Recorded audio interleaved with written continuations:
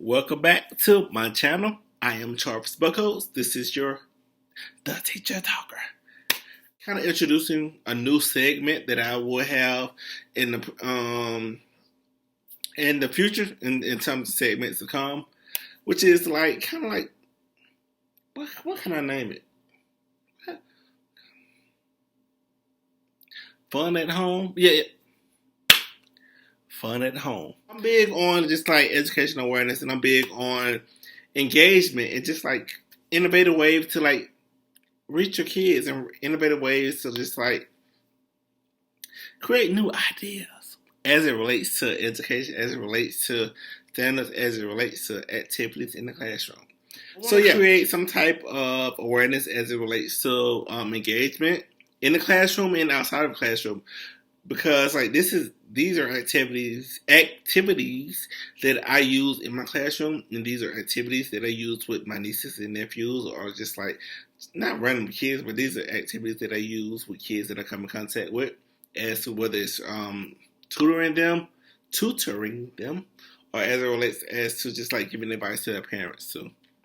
I know it's the summertime and kids are not as actively engaged into learning, which if you are an effective parent, you know that learning never stops. It never stops. It's a continuing process. So this is summertime. Why not find ways to be actively engaged with your kid, and like why not incorporate something that they may like to get them to learn? So I want to talk to you guys about how to keep the learning engaging throughout the summer. Whether it's a spiral review or whether it's just like enrichment.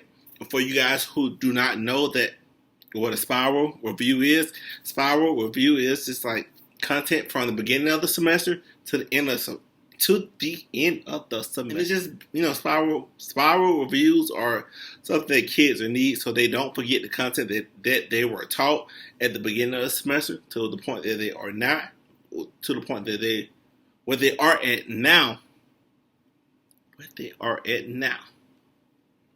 And making sure, and also make sure that they're on just when it comes to spiral reviews, that it's just own it. They own it. Like they didn't forget it. They know that content.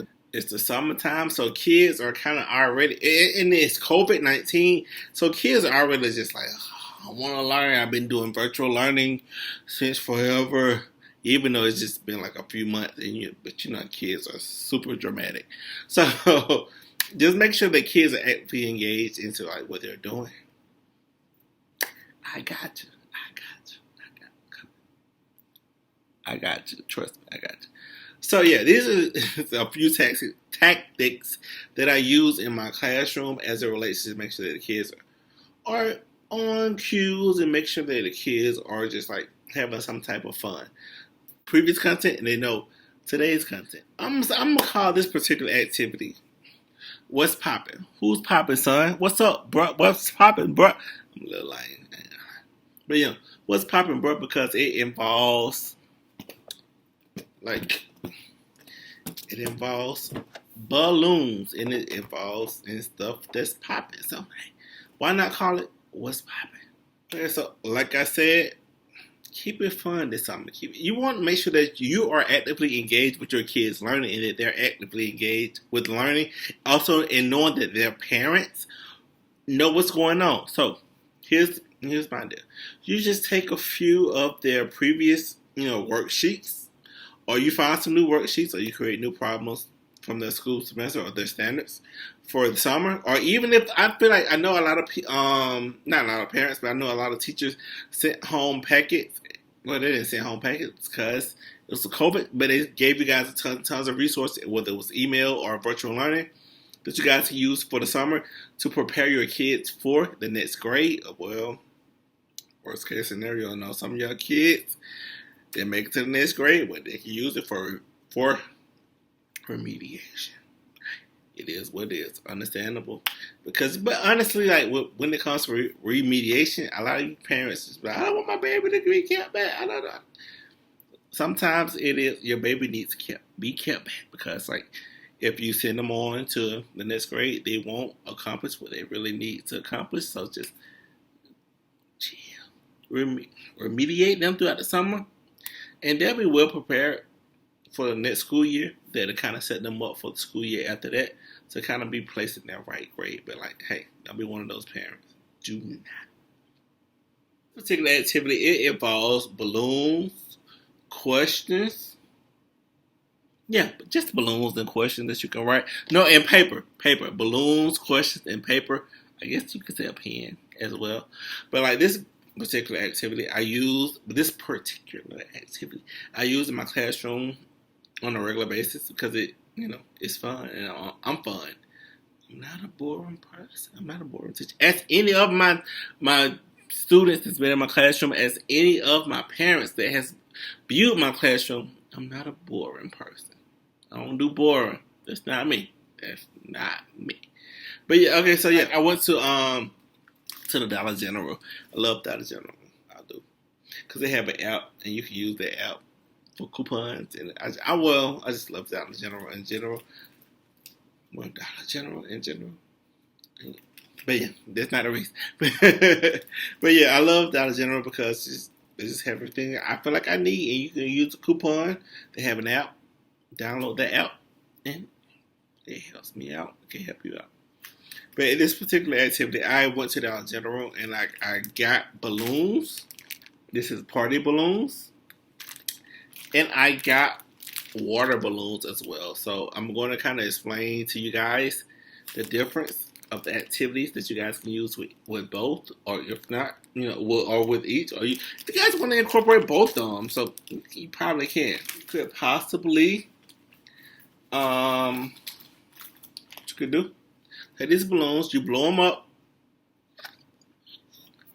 Before you blow them up, you create content-related questions for your kids to place in the balloons.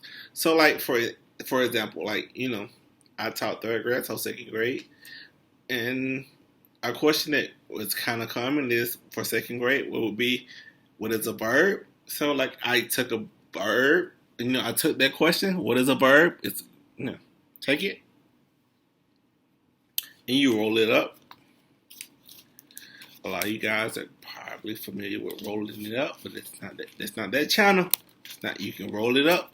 Roll the dough. We're gonna say roll the dough to be kid friendly. Roll the dough. Roll the dough. And you take this and you take the balloon and you kind of somewhat blow the balloon up to a certain extent. And you place the paper that you rolled up, like you guys roll your dough. And you place it in the balloon. And you kind of but you blow it up.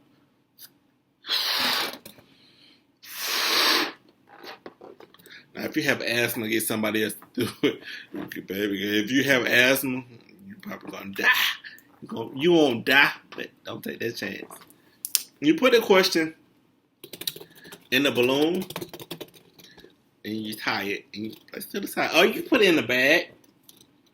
Depends on, or a bag or like a crate or something that you can, house it in to where it won't bust.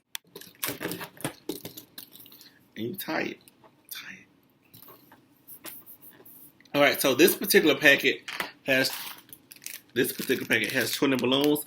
I'm not gonna blow 20 balloons for you guys. I'm not. I'm asthmatic. I'm bronchitis. Well, I won't claim that. I don't have. I used to have asthma growing up, but I won't. But I'm not gonna blow all those 20 balloons for you guys. But no, seriously, you can blow those 20 balloons, or however you feel that you're comfortable with blowing for your kids. I say at least 10 with 10 questions as it relates to, like, these questions range from geography, to language arts, to like even math. Like I have a question that says 5 plus 5, or like 5 times 2. You guys can whatever questions that as it relates to your kids' level, put those questions in there. And like I said, questions that you can create on your own, or questions that you can find online as it relates to your child's grade level, or previous lessons your child has had. Okay, so like once you have the balloons blown up in a crate or in a basket or whatever, however you want to keep them on the table, want to keep them in your hand, you want to juggle them, however you want to do them.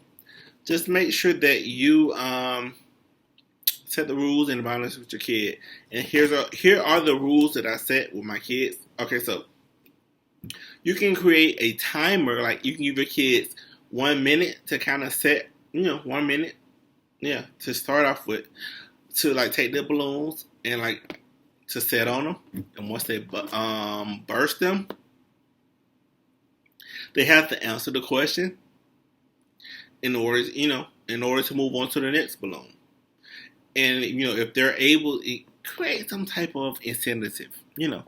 If they are able to bust all the balloons and answer all the questions correctly, give them a reward or like give them some type of incentive. Based on the timing, or just give them some type of incentive. Yeah. Or you can kind of play it with them as well, like create 2 sets of balloons and add the questions in there that you have in each balloon. The questions that you have for them and the questions that you have for them. Put in both balloons, and y'all both can like you set a timer. Y'all both burst the balloons, and answer the question. Whoever answered the question the fastest gets the point. Yeah, but also just make sure that you create some type of incentive base that so that it keeps them engaged in what you're doing. What's popping, son? Yeah. So do that with the balloon activity. And also with the balloon, you can take those same questions. Instead of putting them in the balloon, you can put them in like just roll them up like you guys roll your dough. And like you guys roll some other thing, roll your dough. Or roll it on a rubber, as Tina Turner said, you roll it on it. And put them in like, like a bowl or something like that. And you can kind of create a competition with your child. And, as you pour from the bowl, pause it. Let me say pause it. In this particular activity, you can use water balloons. I hope it don't bust, because if it busts, it's going to waste all of my electronics. We don't want that. But in this particular activity, you can use water balloons. And, like I said, use the questions that you use and the balloons that you blew up. Just and put them in a bowl or put them in a cup, and you can draw from those balloons. You can draw from those questions. Whoever answered the question the fastest, or whoever get the most questions right, get a chance to get a balloon. So, kids love the one thing that kids love, proving their parents wrong. So, here's an activity. Like I said, take the questions, draw from a bowl. You can go one by one, or you can go, like on a time. Whoever gets the most questions right, whoever gets the question right, gets a balloon. So if I answer this question, say for instance, I'm a parent versus a student, it's my time to pull. And this particular question is 5 times 2. I got like 2 seconds to answer. 5 times 2 is 10. I answer 10. So that means a water balloon goes into my bucket, or my water balloon goes into wherever you're housing your. And this particular question is, what is a noun? So whoever answered that question, it's rolled up like you roll your dough, and you pull it from the cup. Whoever answered that question the fastest, hey, they get a chance to, get that balloon that goes for that question. So now, as a parent, I have 2 balloons. If I pull those 2 questions and I answer those right, the fastest, I have 2 balloons against my child's none balloons. So hey, I have more water balloons that's filled up with water to attack them after we're done. Because when we're done, we're going to have a water fight. So hey, that's it. Like I said, that's the active way to get your kids involved. Put the questions in a balloon, or you can, like I said, pull the questions from a cup or a bowl or whatever you have.